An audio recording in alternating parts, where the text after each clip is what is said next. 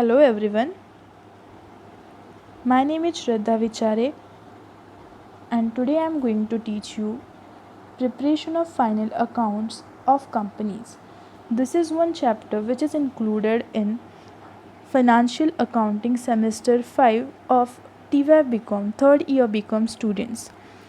In this specific lesson, we will discuss how the financial statements of a company is prepared as per the Companies Act 2013. So generally final accounts are prepared by each and every business. Same alike, companies also not exceptional. Companies are also preparing their final accounts to know their profits and losses, but they have certain formats, certain specific rules, regulations which are made by accounting standards as well as companies law. And in this lesson we will discuss what are these uh, formats and how they exactly prepare their financial statements. Okay, so without wasting any time, let's get started. So this is the lesson which we are going to discuss: preparation of final accounts of companies. First of all, company. What does mean by company? Company is any company which is registered under Companies Act 2013 or any other previous law. Means company एक organisation, business organisation है which is registered under act, यानी कि वो law के under establish की गई है. तो कंपनी के लिए कंपनी लॉ में जो भी कुछ प्रोविजंस है वो प्रोविजंस फॉलो करना मैंडेटरी है, वो प्रोविजंस फॉलो करना कंपलसरी है. All the other business entities say like sole proprietorship, partnership, we are knowing, we have done final accounts of their uh, such types of businesses like partnership and sole proprietorship, but they are not like for example sole proprietor है तो वो कोई specific उनका act नहीं है which they are following. Okay, but for the knowledge purpose, for the information purpose, they are keeping the records of their books and they are maintaining the accounts. In case of partnership also the same thing is there. Law is not making compulsory to maintain the books of accounts, but partners are maintaining to books for knowing the profits or loss of their firm. In case of company, see, companies are also preparing their final accounts and financial statements periodically. But the statements, which statements they will prepare, which accounts they will prepare, it is given in the law. They prepare income statement and balance sheet. First of all, I would like to tell you what is final accounts. So final accounts, as you all know, वो एक accounting के case में, accounting cycle में final accounts is the last step. Like first journal is prepare, then ledger, then trial balance, and then final accounts. So this cycle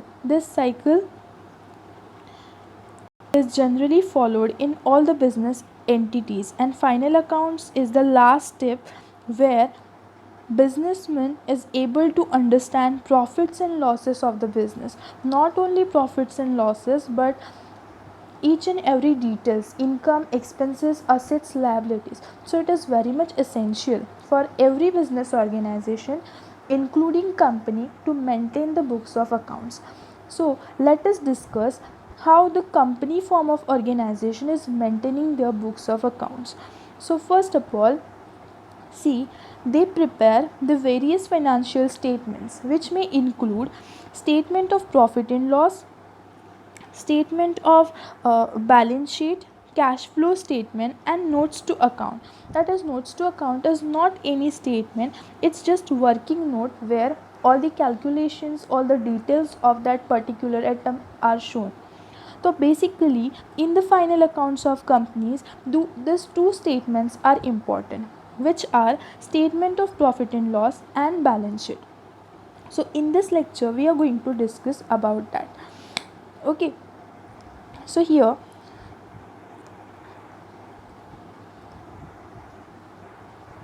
we'll discuss this various financial statements prepared by company. So let us discuss which are these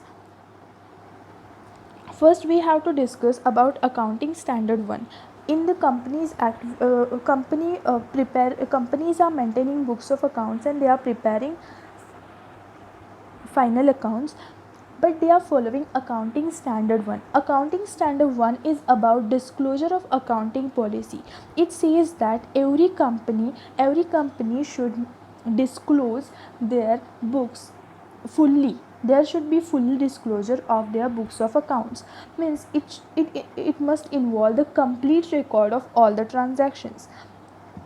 First of all, in the beginning, accounting standard 1 was recommendatory, but now it is mandatory, it is compulsory.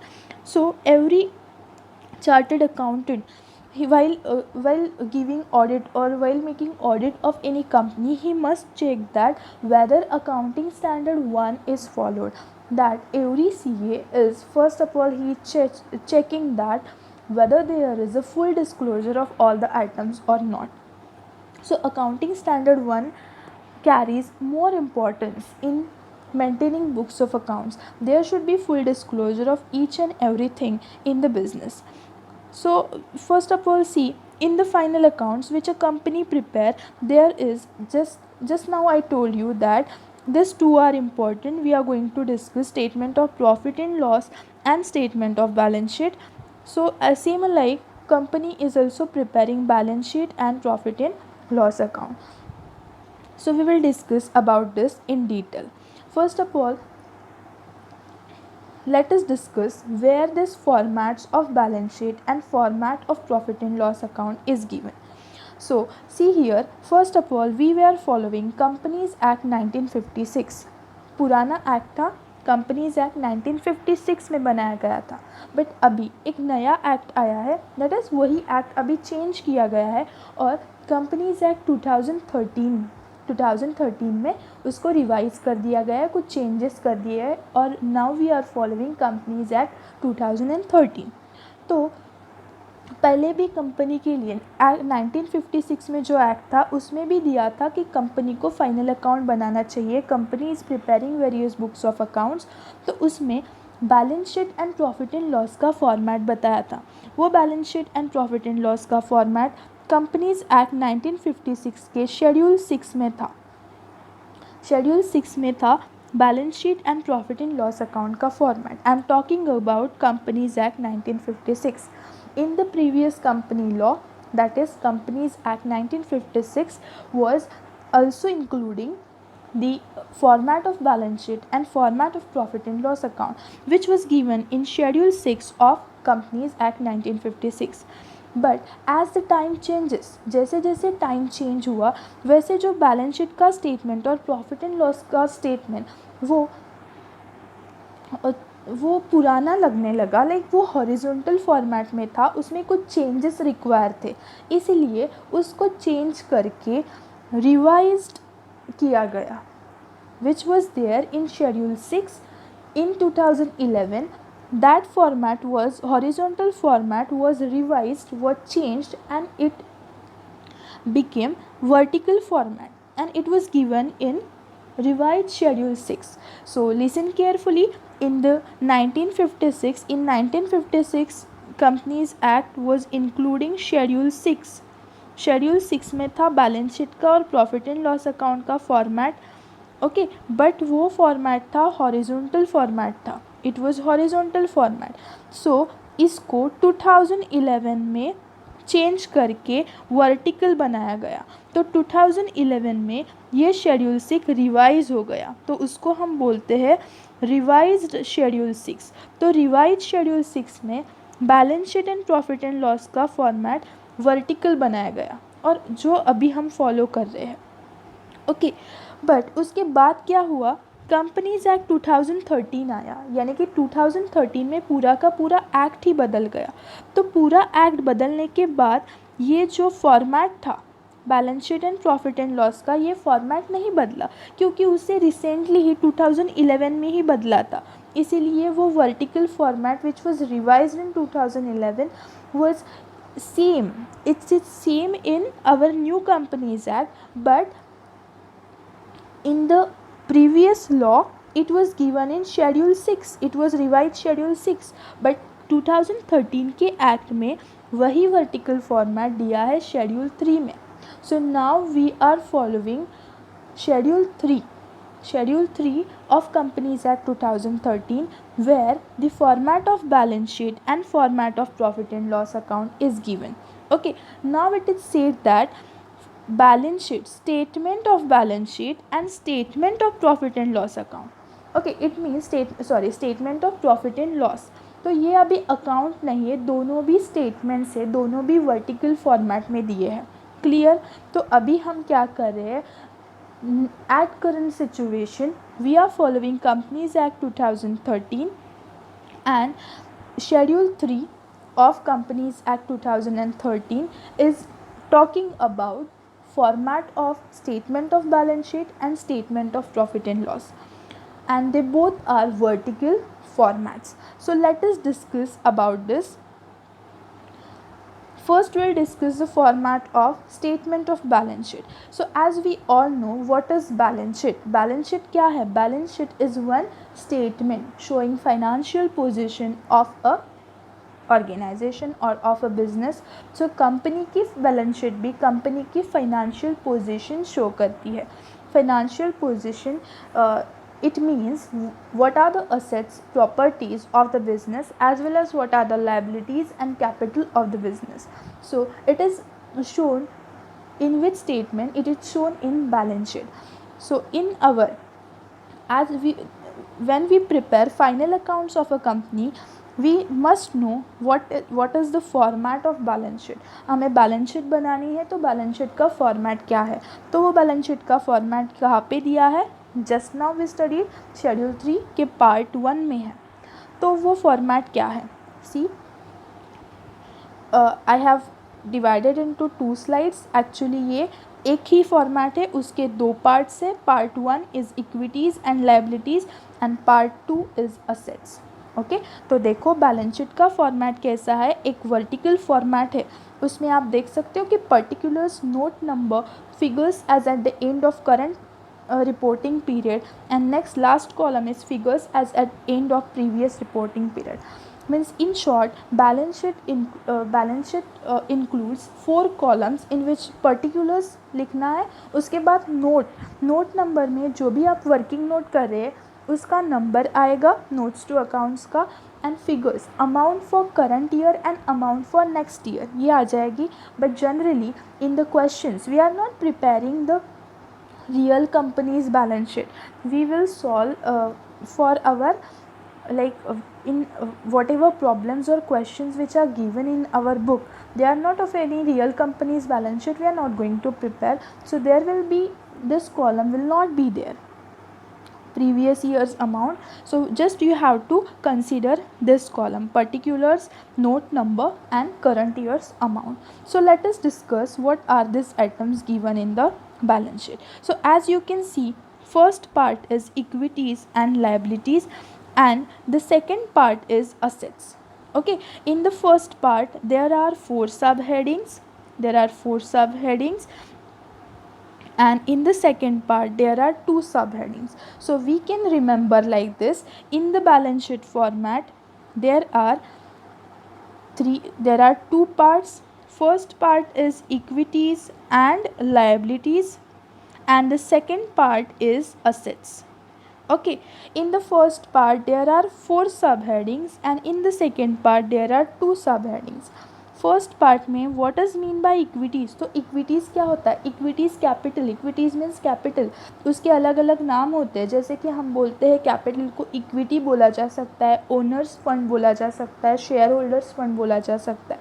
तो balance sheet में इसके 2 सब parts है. उसके बाद liabilities दिया है, liabilities के भी 2 सब पार्ट्स हैं और उसके बाद असेट्स दिया है. ओके, तो सब में 2 है, इक्विटीज़ के 2, लायबिलिटीज़ के 2 और असेट्स के 2. बट हमारा अकाउंटिंग इक्वेशन है कि capital plus liabilities is equals to asset. तो ये हम एक पार्ट में लिखेंगे, यहाँ पे हो जाएंगे 4, 2 मिला के और यहाँ पे 2. So the ratio is 4:2. Balance sheet contains 2 parts and sub parts are 4 and 2. Okay, so let us discuss first is equities and liabilities. उसमें 4 सब हेडिंग्स क्या है, उसमें पहला है share holders funds. Share holders funds इसमें क्या क्या आता है, इसमें आता है share capital, reserves in surplus and money received against share warrant. Late us discuss one by one. Equities and liabilities, इसमें ये दो पहले दो है वो इक्विटीज़ के है यानी कि कैपिटल के हेडिंग है, और ये दूसरे दो है वो लायबिलिटीज़ के है. तो ये तो कैपिटल के बारे में है. Share holders fund means capital. Okay, share holders funds पहला हेडिंग है इक्विटीज़ में, शेयर होल्डर्स फंड्स. तो शेयर होल्डर्स फंड्स का यहाँ पे इसमें पहला हेडिंग है शेयर कैपिटल. शेयर कैपिटल में क्या आता है, डिफरेंट क्लासेस ऑफ शेयर्स. आपके पास कितने शेयर्स है, कितना शेयर कैपिटल है. For example equity shares, preference shares, तो ये सब यहाँ पे आएगा. ओके, देन उसमें नेक्स्ट हेडिंग है reserves and surplus. Reserves and surplus it includes profits of the firm. तो रिजर्व्स एंड सरप्लस उसमें जो सरप्लस आता है, प्रॉफिट्स आता है, और जो डेफिसिट आते हैं वो भी दिखाते हैं, but just as a negative balance. तो जनरली इन कॉमन जो कुछ भी रिजर्व्स होते हैं, रिजर्व्स वाले amount, for example capital reserve, capital redemption reserve, securities premium reserve, debenture redemption reserve, ये सब यहाँ पे आता है. ओके, उसके बाद जो तीसरा है, third sub heading under this is money received against share warrant. Money received against share warrant. अभी ये क्या है, this is a rare case. ये सभी क्वेश्चंस में नहीं होता, ये रेयर है. याद रखने के लिए दो ही इम्पॉर्टेंट है. शेयर होल्डर्स फंड में क्या आता है, share capital and reserves and surplus. But ये तीसरा जो है money received against share warrant, ये क्या होता है, तो money received against share warrant, इसका एक एग्जाम्पल देके बताती हूँ. जैसे कि सपोज़ कंपनी ने शेयर्स इशू किए तो कुछ एप्लीकेशंस आते हैं. Applications are received for those shares. Okay, then now the company is going to allot the shares. उसकी अलॉटमेंट की, कंपनी ने कुछ शेयर्स इशू किए थे, उसके लिए एप्लीकेशंस आए और कंपनी ने उन शेयर होल्डर्स को शेयर्स अलॉट कर दिए. But in this process of allotment, in between the process the year is closed. बीच में आ गया 31 मार्च. तो क्या है, अलॉटमेंट की प्रोसेस में शेयर्स तो अलॉट हो गए, कुछ शेयर होल्डर्स, जो जितने भी शेयर होल्डर्स हैं उनको शेयर्स तो अलॉट हुए हैं, बट उनको शेयर सर्टिफिकेट नहीं मिला क्योंकि 31 मार्च आ गया, ईयर क्लोज हो गया, इसलिए शेयर सर्टिफिकेट देना बाकी रह गया. तो इस केस में share holders will not agree to receive the shares or to accept the shares without certificate. They will demand for such proof. Okay, तो अगर सर्टिफिकेट के बिना आप उनको शेयर अलॉट कर रहे हो तो they will not accept, they will ask for some proof.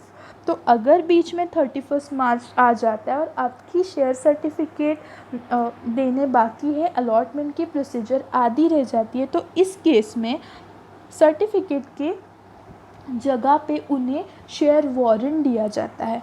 Okay, तो ये क्या है, इसकी जो अमाउंट होती है money received against share warrant, इसको हम यहाँ पे दिखाते हैं. It's a rare case, it is not there in every question. Okay, so you are clear with this.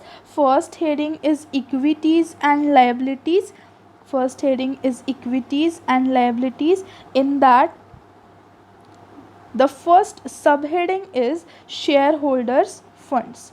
तो उसमें क्या क्या आता है वो अभी हमने डिस्कस किया. उसमें क्या क्या आता है कि पहला आता है शेयर कैपिटल, दूसरा आता है रिजर्व्स एंड सरप्लस, एंड तीसरा आता है money received against share warrant. Okay, now discuss what is the second सब हेडिंग. तो यहाँ पे सेकेंड सब हेडिंग क्या है, share application money pending allotment another same case. अभी यहाँ पे मैंने बोला कि एप्लीकेशन आए थे शेयर्स के लिए, कुछ एप्लीकेशन आए थे, उनको शेयर्स अलॉट किए गए, बट शेयर सर्टिफिकेट नहीं दिया, इसीलिए शेयर वारंट दिया। अभी यहाँ पे क्या हो रहा है कि एप्लीकेशंस रिसीव हुए बट शेयर्स अलॉट नहीं हो पाए, शेयर्स अलॉट नहीं किए, बीच में आ गया 31 मार्च, बीच में आ गया ईयर एंड। तो इस केस में आपने एप्लीकेशन के पैसे तो रिसीव किए हैं ना, money is received, money is received, application money तो रिसीव किया है बट अलॉटमेंट बाकी है, तो ये पैसे तो आपके पास है, तो वो कहाँ दिखाए जाते हैं, इट इज़ शोन हियर ये इस साइड में, share application money pending allotment, यानी कि एप्लीकेशन मनी रिसीव हुआ है, अलॉटमेंट पेंडिंग है। Clear? So this is also rare. Now let's move for the third heading. अभी थर्ड हेडिंग जो बचे हुए दो है वो लायबिलिटी के बारे में है, लायबिलिटी के बारे में है। तो उसमें पहला है नॉन करंट लायबिलिटी और दूसरा है करंट लायबिलिटी। सो let us discuss non current liability में क्या है। नॉन करंट लायबिलिटी में 4 सब हेडिंग्स हैं। First is long term borrowings, first is long term borrowings. So long term borrowings यानी कि जो बोरोइंग्स, जो कंपनी ने लोन लिया है, जो पैसे कंपनी ने बोरो किए हैं for the long time period, जो लॉन्ग टर्म के लिए बोरोइंग्स है, for example loans, advances which are taken for a long period of time, they will come under this heading. Okay, then second is deferred tax liabilities. What is this? Deferred tax liability का meaning क्या है? तो deferred tax liabilities means such liabilities in which case suppose say for example companies accounting के rules and tax rules are different, accounting rules and tax rules are different. In such case whatever the tax which we calculate it में differ, हमने जो हमारे rule से, accounting के rule से जो tax calculate किया है और टैक्स के रूल से जो टैक्स कैलकुलेट हुआ है उसमें डिफरेंस आ जाता है। Say for example as per this rules computer एक असेट है, उस पर 60% डिप्रिसिएशन लगाया जाता है। आज तक हमने ऐसा देखा है कि जो हम अकाउंट में देखते हैं जनरली असेट्स पे डिप्रिसिएशन कितना लगता है, 10%, 20%, 30%, 5% भी लगाते हैं, बट 60% इतना ज़्यादा डिप्रिसिएशन नहीं होता। तो as per this rules computer पे 60% डिप्रिसिएशन लगाया जाता है। तो क्या होता है, ये जो रूल्स और जो टैक्स रूल्स है वो अलग अलग है, तो कभी कभी टैक्स की अमाउंट में डिफरेंस आता है। Say for example as per accounting rules tax is 5 lakh and as per tax rules tax is 7 lakh. So this difference of 2 lakh is called as deferred tax liability. Am I clear? So this is deferred tax liability. So it is one non-current liability, it is one long-term liability. Then next third heading is other long-term liabilities. Other long-term liabilities means which are not here in the headings long term borrowings, deferred tax liability and long term provisions. इसमें जो नहीं है वो other long term liabilities में आता है। say for example, एक example देती हूँ that so that you will understand it better.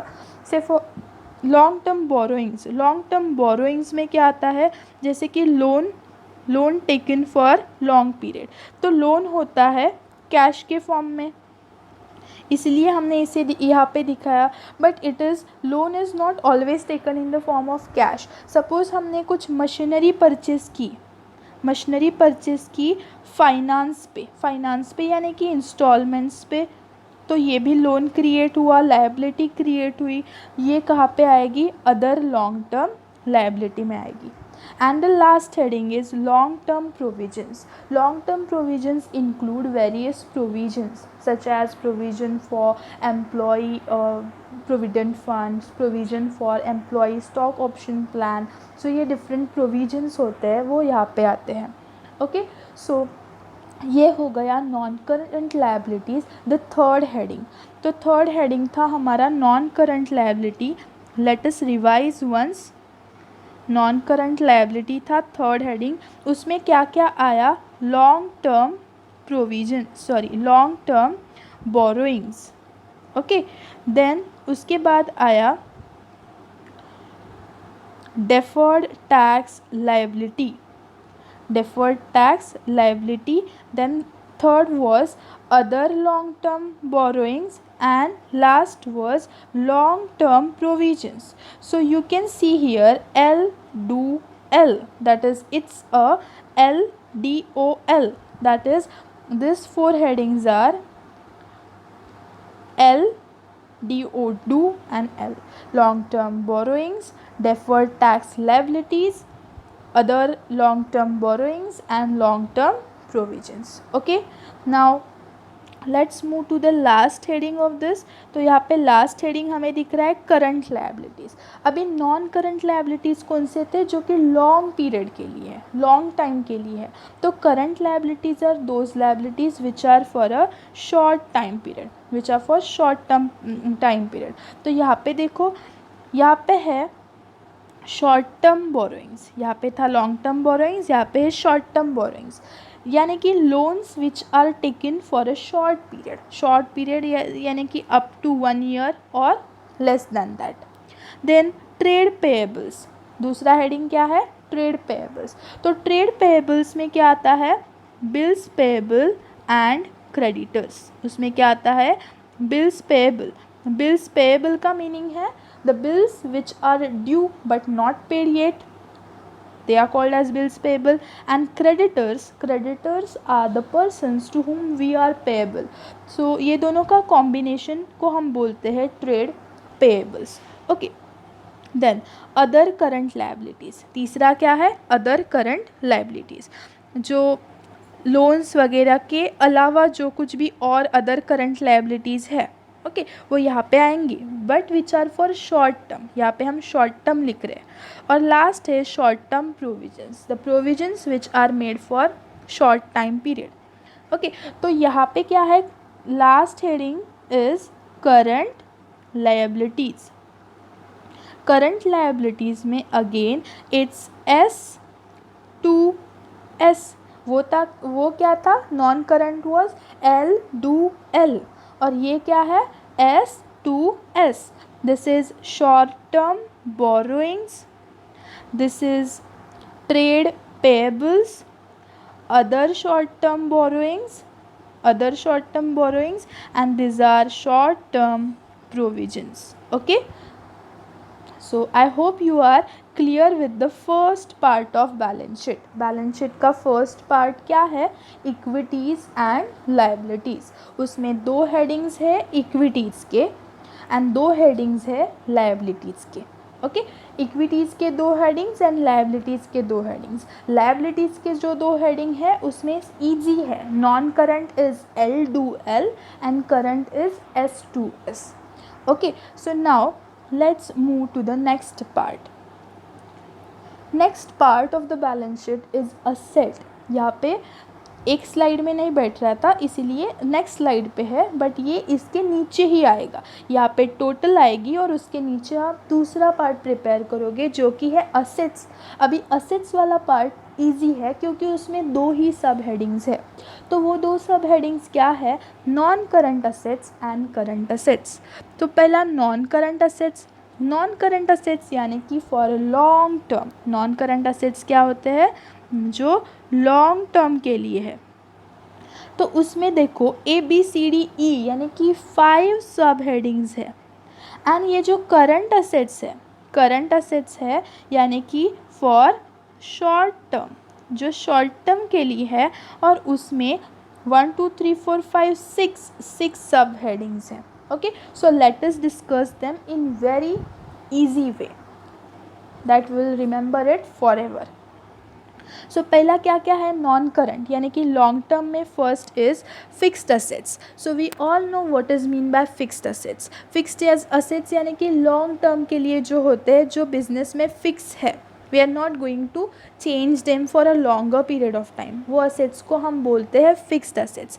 तो जो नॉन करंट असेट्स है, नॉन करंट असेट्स में first it will come fixed assets. तो फिक्स्ड असेट्स में कुछ सब हेडिंग्स है। सब हेडिंग्स क्या क्या है देखो, first is fixed assets and इसमें पहला सब हेडिंग है tangible assets. First is tangible assets. So tangible assets are those assets which have physical existence, which we can see, we can touch, जैसे कि land, building, plant, machinery, ये सब tangible assets हो गए। उसके बाद second is intangible assets. Intangible assets are those assets which we can't see or which we can't touch. They don't have any physical existence but they have money value. Best example is goodwill. तो goodwill intangible asset है। तीसरा heading है fixed assets के under capital work in progress. Capital work in progress include such fixed assets which are in process, which are in progress. Say for example, in one company they are constructing one building. एक company है उसमें वो building construct कर रहे हैं, तो building का suppose total building जब तैयार हो जाएगी तो उसकी वैल्यू बन जाएगी 10 lakh rupees.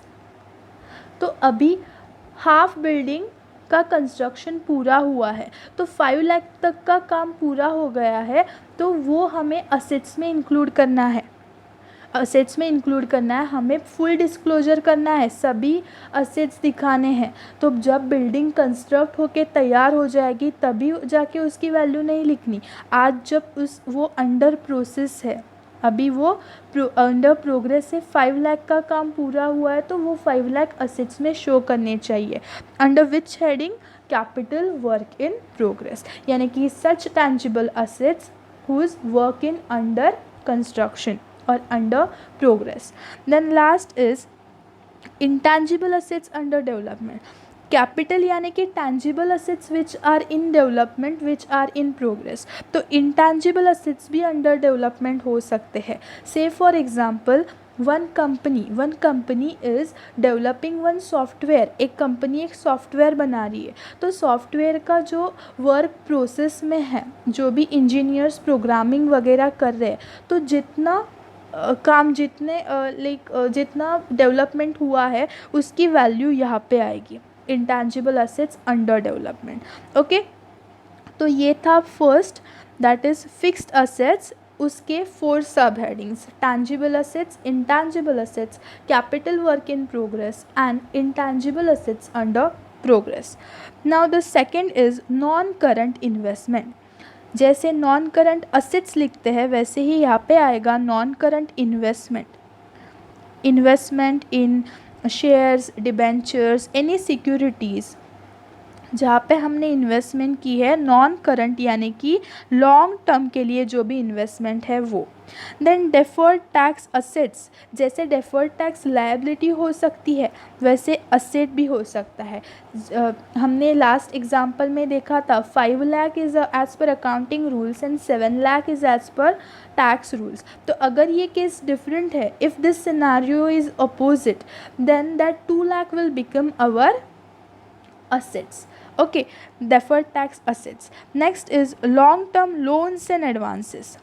Loans and advances at the asset sides, it means loans and advances given. जितने भी लोन्स हमने किसी को दिए हैं, एडवांसेस दिए हैं दूसरी अनदर पार्टी को for a long period of time, it will come under asset side under heading long term loans and advances. Say for example, one company is there, ABC Limited, and there is one another company XYZ Limited. से ABC company ने XYZ को 2 crore rupees दिए हैं, 2 crore rupees दिए हैं as a loan और as an advance. तो ये क्या हो गया?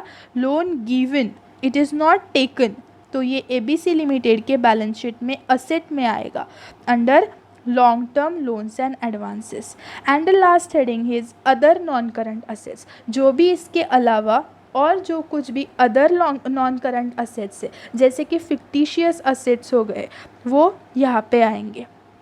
ओके, तो बैलेंस शीट की ये हो गई first side, non current assets. Non current assets में 5 subheadings are there and we have discussed them in detail. Now let's move to the second heading is current assets.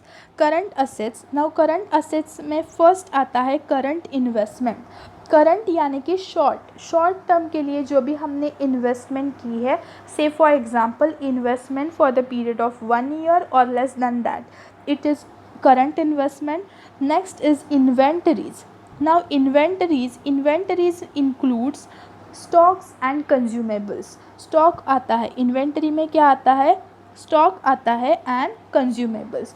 तो stock में क्या क्या आता है, stock includes stock of material, stock of work in progress and stock of finished goods.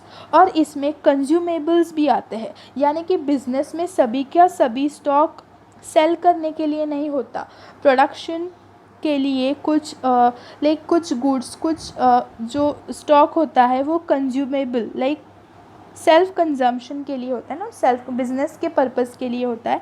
से for example एक factory है और उसमें जो भी प्रोडक्ट्स बनते हैं उसके लिए मशीनरीज़ है, तो मशीनरी चलाने के लिए ऑयल इसेंशियल है, तो वो कंपनी ऑयल का, उस फैक्ट्री में ऑयल का कुछ स्टॉक रहेगा, तो वो स्टॉक क्या हो गया, कंज्यूमेबल्स में आएगा. तो inventory includes both stocks as well as consumables. Okay, so the second heading is inventory. Now third is trade receivables. Trade receivable is opposite of trade payables. Trade payables में क्या था, bills payable and creditors. Now trade receivables में क्या आता है, bills receivable and debtors. Bills receivable such bills which are due but not received yet, and debtors का मतलब है the persons who are payable to us, जो हमें पैसे देने वाले हैं. Okay, now the next heading is cash and cash equivalent. It includes cash in hand, cash at bank and cash equivalent. Say for example we are having some foreign currency, then it all will include in cash and cash equivalents. And the last is it's second last, it is short term loans and advances. Such loans and advances but given, it is in asset side, so loans and advances given for a short period of time, it will come here. And the last is other current assets. इसके अलावा जो भी कुछ other current assets है, say for example fictitious assets but written off, तो वो यहाँ पे आएंगे. Okay, so it was about second side of the balance sheet, second heading of the balance sheet. Balance sheet में फर्स्ट हेडिंग था equities and liabilities, उसके बाद उसके 4 सब हेडिंग्स हमने स्टडी किए. उसके बाद सेकेंड हेडिंग अभी हमने स्टडी किया, वो था असेट्स. उसमें 2 सब हेडिंग्स है, non current assets and current assets. Non current में जो भी लॉन्ग टर्म के लिए है वो आते हैं, और करंट असेट्स में शॉर्ट टर्म के हैं वो आते हैं. Okay, so this was about format of balance sheet of a company. Company के शेड्यूल 3 में जो बैलेंस शीट का फॉर्मेट बताया है, it is like this. It is in a vertical format and it is like this. Now we will discuss format of statement of profit and loss. Previously in standard 12 or standard 11, whenever we were preparing profit and loss, it was profit and loss account. We were preparing in a T-shape account बनाते थे जिसमें एक debit side एक credit side था. Now it is changed. It has become a statement. ये भी एक statement बनाना है जो कि वर्टिकल फॉर्मेट में होगा. तो it is given in schedule 3 part 2. Companies act के शेड्यूल 3 के पार्ट 1 में बैलेंस शीट है और पार्ट 2 में ये दिया है statement of profit and loss. So let us discuss this statement. You can see here are certain headings over here. Okay, so this is what to understand and to remember this, there is one simple trick. I'll explain you that. See, profit and loss account or profit and loss statement, why we prepare, what's the purpose of making this. So the purpose is we want to know profit or loss. To find out profit or loss we are making this statement. तो profit और loss कैसे निकलता है, profit and loss कैसे निकलता है? से देखो हमारे पास कुछ इनकम है, हाँ कुछ इनकम है, उसमें से एक्सपेंसेस माइनस करो तो बचा हुआ है वो है प्रॉफिट। ओके, अगर यही निगेटिव है तो वो है loss. It means the simple formula is income minus expenses. We call it saving, but अगर हम बिजनेस में हैं तो हम उसको बोलेंगे प्रॉफिट। ये फॉर्मूला ही यहाँ पे यूज़ हो रहा है। What ever is given over here, it is just using nothing but this formula, income minus expenses is equals to profit. Okay, so let us discuss how. यहाँ पे देखो first it is given revenue, revenue from operations. पहला heading क्या है? Revenue from operations. तो revenue यानी कि income. यहाँ पे पहले हम इनकम कितना है पता कर रहे हैं। तो revenue from operations and other income, यानी कि from the various operating activities आपको जो इनकम मिला है और अदर इनकम, ये दोनों आपको निकालने हैं। सेम है उसी तरह नोट नंबर लिख के यहाँ पे अमाउंट लिखना है, same like balance sheet. So you are calculating your total revenue. Total revenue that is your total income. पहले आप इनकम फाइंड आउट कर रहे हो। कैसे? फर्स्ट स्टेप में आप निकाल रहे हो income, that is word use किया गया है revenue from operations, like from various operating activities आपको कितना इनकम हो रहा है बिजनेस में। और उसके बाद सेकेंडली आप कैलकुलेट कर रहे हो other income, that is from other activities आपको कितना इनकम मिला है। फिर तीसरे स्टेप में आप क्या कर रहे हो? 1 + 2 यानी कि आपका टोटल इनकम कितना है ये फाइंड आउट किया। यानी कि हमारे फॉर्मूला में पहला क्या नेसेसरी है? इनकम, उसके बाद एक्सपेंसेस, दोनों को माइनस करेंगे तो मिलेगा प्रॉफिट। तो ये तो 3 स्टेप्स में आया। Revenue from operations, other income, total करी तो हमें मिला टोटल इनकम। ओके, ना उसके बाद हमें निकालने हैं टोटल एक्सपेंसेस। प्रॉफिट निकालने के लिए एक्सपेंसेस भी निकालने इम्पॉर्टेंट है। तो उसके बाद फोर्थ हेडिंग आएगा एक्सपेंसेस। इनकम हमने निकाल लिया, तो अब हम निकालेंगे एक्सपेंसेस कितने हैं। So you have to consider all the expenses.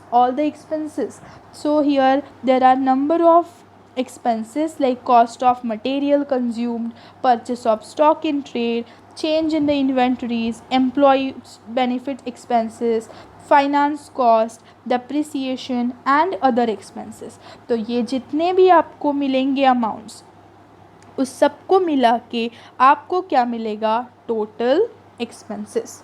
Okay, सभी इनकम एंड सभी एक्सपेंसेस हमने फाइंड आउट की है। We have calculated total income and total expenses up to step number 4. It means we are ready with our total income and total expenses. Now just we have to calculate the profit. तो यहाँ पे देखो 5th step में आ गया profit. Income minus expenses equals to profit. तो देखो यहाँ पे 3 - 4 प्रॉफिट आ रहा है। ओके, प्रॉफिट, और अगर माइनस निगेटिव बैलेंस है तो वो loss. But in a business this is a profit before exceptional और extraordinary items. इसमें आपको जो इनकम मिला और जो एक्सपेंसेस हुए उसको कंसिडर किया है, बट कुछ एक्सेप्शनल आइटम्स होते हैं, कुछ एक्स्ट्राऑर्डिनरी आइटम्स होते हैं, वो आपने इंक्लूड नहीं किए हैं। इसीलिए ऑन द स्टेप नंबर 5 इसको प्रॉफिट नाम तो दिया है, बट कौन सा प्रॉफिट बोला गया है? Profit before exceptional and extraordinary items. तो वो अभी हमें वो भी डिडक्ट कर लेनी चाहिए। तो ये देखो यहाँ पे 6 स्टेप्स में हम लिखेंगे एक्सेप्शनल आइटम्स, 7th में लिखेंगे एक्स्ट्राऑर्डिनरी आइटम्स, वो आपको यहाँ पे मिल जाएंगे। तो उसके बाद 8th स्टेप पे जाके आपको ये मिल जाएगा profit after exceptional and extraordinary but before tax. आपने प्रॉफिट निकाला कौन सी स्टेप पे? 5th स्टेप पे आपने प्रॉफिट निकाला, बट वो प्रॉफिट कौन सा था? Before exceptional and extraordinary items. तो उसके बाद आपने 6 स्टेप्स पे एक्सेप्शनल आइटम्स को माइनस कर दिया। उसके बाद एक्स्ट्रा ऑर्डिनरी आइटम्स को कंसीडर किया, तो अभी आपको मिलेगा प्रॉफिट मिलेगा, बट फिर भी टैक्स को डिडक्ट करना बाकी है, इसलिए या 8 स्टेप पे जो प्रॉफिट मिलता है उसको हम बोलते हैं प्रॉफिट बिफोर टैक्स। तो वो टैक्स भी हमें माइनस कर लेना चाहिए। तो ये देखो 9 स्टेप में हमने वो भी किया है। क्या किया है हमने? टैक्स एक्सपेंसेस को कंसीडर किया है। उसमें दो आते हैं, एक करंट टैक्स और एक डेफर्ड टैक्स। डेफर्ड टैक्स अभी हमने लायबिलिटी में देखा कि जब डिफरेंस आ जाता है टैक्स अकाउंटिंग रूल्स और tax rules according, when the tax is different then we are liable to make that payment but in a next year. Deferred यानी कि जो हम फ्यूचर में पे करते हैं, तो करंट ईयर का टैक्स और कोई भी डेफर्ड टैक्स है तो वो हम कंसीडर करेंगे यहाँ पे 9 स्टेप में। और 9 स्टेप में यहाँ पे आ जाएगा, जस्ट अ सेकेंड,